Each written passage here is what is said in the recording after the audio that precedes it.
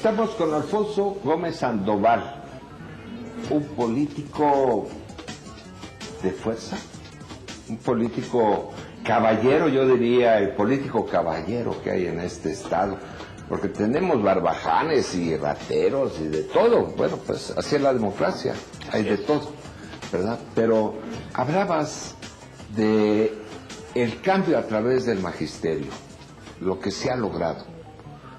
Ahora estamos viendo una nueva etapa entre aquel Yepo que tú conociste, que tuvo sus razones de ser del origen, y después la deformación, que no vas a hablar de ella, ya todos lo conocemos, ya es un tema muy trillado, muy hablado, pero sobre todo ahora tenemos que ver qué vamos a hacer. Muchas gentes nos decimos, no, ¿por qué no se tiene la paciencia para establecer el diálogo con nuestros maestros y en lugar de apalearlos o traerlos con soldados atrás y policías de guardaespaldas para que hagan su tarea, ¿verdad? Se puede establecer un adecuado manejo entre las dos partes, porque es en beneficio de lo más preciado que tenemos los oaxaqueños, los niños. Fíjate que yo quisiera hacer una primera presión. Tú eres un hombre de una gran convicción democrática, quizás. En Oaxaca, la fuerza pública no le ha dado un golpe a un maestro en los últimos años. Esa es una realidad, ¿eh? Jamás se ha tocado. Se ha utilizado a la fuerza pública, los poderes del Estado, pero más para que contener a quienes, para proteger a quienes deciden libremente participar de un proceso de evaluación. Porque nadie obligó a la gente a que fuese a presentar su evaluación. El riesgo en las otras entidades era que alguna parte no quiere que se dé el proceso, pero bueno, hay un sentido de respeto a la libertad de los miles que quieren hacerlo. Bueno, esa es una primera presión que a mí siempre yo creo que es valiosa hacerla, porque la protección era para los 3,000 que decidieron estar ahí, o el número que sea. Quienes dicen estar ahí también son ciudadanos y necesitan la protección del Estado en su integridad. En este campo yo quisiera hacer una reflexión personal, bajo mi responsabilidad. El sindicalismo magisterial se deformó, y que fue el inicio de la lucha contra el famoso charrismo y a ese control que tenían sometido a los maestros, que tenía que asistir, votar, hacer las cosas o comprar sus puestos de sus ascensos, volvieron a caer ellos a lo mismo. Y eso generó ya la desconfianza de la base magisterial y la desconfianza del pueblo oaxaqueño a esa dirigencia. Por eso se dio este proceso así. Es correcto, y yo creo que mientras cada quien haga lo que le toca, el gobierno ser gobierno, hacer cumplir la ley, respetar a los ciudadanos, prestar un servicio público importantísimo como es de la educación básica en este caso, para las niñas y los niños de Oaxaca, que son a quienes va dirigido el servicio, y por la otra parte la representación sindical, la representación gremial que debe defender los derechos de los trabajadores y los trabajadoras. Y yo tengo un profundo respeto a la acción sindical. Mi padre fue un sindicalista. Pero yo conozco el funcionamiento de los sindicatos y conozco en el debate interno de mi familia cuál es la defensa de los intereses de los trabajadores. Pero también a mí me queda muy claro mi formación amplia, grande, como abogado, como gente dedicada al servicio público, que el bien mayor es el que se tiene que tutelar por el Estado. No son excluyentes las dos vertientes, son necesarias. La interlocución para mejorar permanentemente la prestación de servicios, la armonización de factores de producción en el sentido de la iniciativa privada, requieren del diálogo permanente del patrón, en este caso el Estado, de los trabajadores mediante su representación sindical, su representación gremial.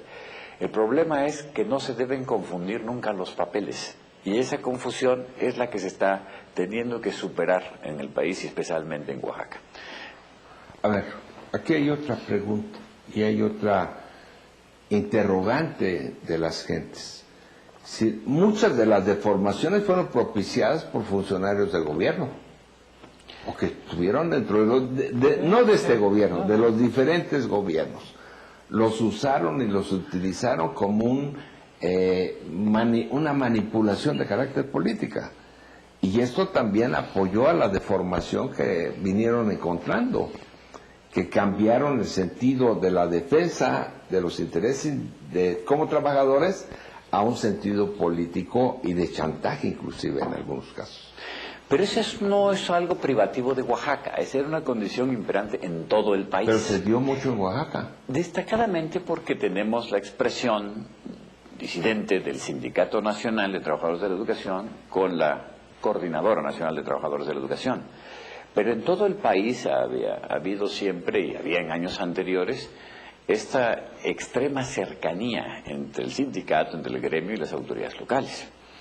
No es de extrañar, yo siempre he dicho, no es criticable el hecho de que dirigentes sindicales en algún momento, poniendo renuncia, pasaran a generar espacios de carácter administrativo y dirigirlos, siempre y cuando supieran de qué lado de la raya se está. No se puede regatear que en muchos casos la formación misma está ahí, en la parte del gremio, una gran cantera de conocimiento y de talento. El asunto es no confundir los papeles. Y el asunto, como yo decía en mi caso, de haber sido funcionario, secretario general de gobierno, servir a todos. Y quien es autoridad educativa debe ser autoridad y servir al conjunto, sin perder cuál es el bien mayor, la prestación del servicio educativo. Entonces, no era un asunto privativo de Oaxaca, en muchos lugares del país funcionaba. Pero aquí sí llega al extremo porque el desorden administrativo, y aquí sí viene un asunto de fondo, empezó a generar graves daños a la estructura en sí del Estado. Aquí lo que hay que destacar es, por ejemplo, el desorden administrativo, esa confusión de roles, de papeles, fue generando compromisos de pago muy graves sobre gente que libremente podía entrar a la contratación.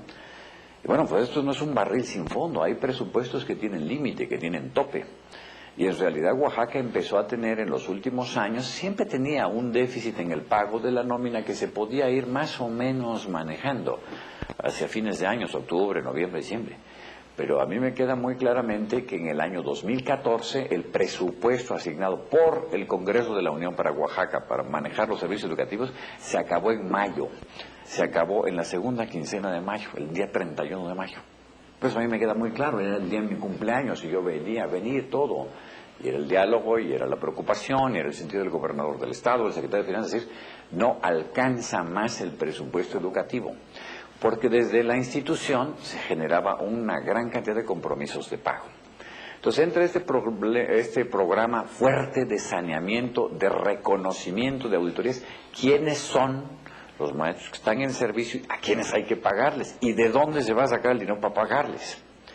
Entonces, desde el 2004, en mayo se acaba el presupuesto en el quinto mes. Entonces es el asunto de la gravedad.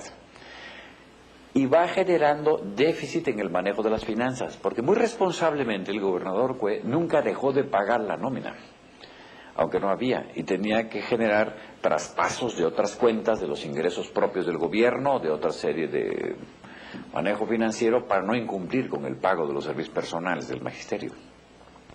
Y ahí ustedes recuerdan que en la primera quincena del corriente año 2015 la Secretaría de Educación Pública retoma todo el manejo de la nómina, es quien lo paga al 100%, no se deja a nadie fuera de los que estaban debidamente integrados en la plantilla, digamos, de pago de la nómina, pero el gobierno venía arrastrando de años anteriores anticipos que daba y se les convirtieron en deuda de gasto corriente. Eso trastocó gravemente las finanzas públicas del Estado. Eso fue generando retrasos en el pago a proveedores, dificultades en el programa de inversión de obra pública, y eso mete en una dificultad muy grave a una entidad como esta que depende fundamentalmente de los presupuestos públicos para dinamizar su economía. Entonces ya no nada más era un asunto de un problema gremial o de un problema de calidad o de normalidad en la prestación de los servicios de educación básica, sino que impactó gravemente las finanzas públicas y en el conjunto la economía del Estado. Entonces, estos son los asuntos que hay que ver que se tenían que enfrentar como se hicieron o iban irremediablemente a generar una grave crisis social y económica. Alfonso, ya vamos a entrar casi a la última parte de este programa que nos va a dar para muchos más, seguramente. Ya estamos en un proceso de de inquietud electoral. Ya hay de tu partido diferentes gentes que están manifestando que quieren ser candidatos a la gobernatura, que quieren establecer sus lineamientos hacia el poder. Vamos a hablar de tu partido, vamos a hablar de ti. ¿Cuáles son tus aspiraciones? Por supuesto, como le he manifestado a Sócrates, ser postulado por mi partido, el PRI, candidato a la gubernatura del Estado para el proceso del 2016. Y lo hago con una contundente claridad de decirle a mi partido, a su dirigencia nacional, a su dirigencia local, a las bases y a la ciudadanía del Estado, que más que merecimientos o aptitudes, es una propuesta que hace una persona que tiene un cúmulo importantísimo de experiencia acumulada en el ejercicio honesto, yo digo serio, eficaz del servicio público, y que tiene que ser considerado como una posibilidad seria para encabezar al PRI como candidato a gobernador del Estado. Yo sabría qué hacer en todos los sentidos, en todos los aspectos que reclama Oaxaca y que requiere para tener un gobierno serio, de paz, de orden, para los siguientes 6 años. Y esa es la aspiración que yo he manifestado, y ese es en el proyecto personal político que estoy en este tiempo. Pero no son ocurrencias, no son ocurrencias de hace 15 días, o de hace un mes, o de hace 3 meses, o de hace un año. Cuando uno decide el derrotero que quiere tener su vida personal, laboral, pública, pues se traza muchos años antes, y en mi caso tiene más de 30. Entonces, este es el sentido y por eso estoy en este momento haciendo estas cosas con este objetivo. A mí me parece que todo el mundo tiene derecho a aspirar a servir a su Estado. Y más que a tener el poder, ¿no? Porque hay una gran confusión en esto.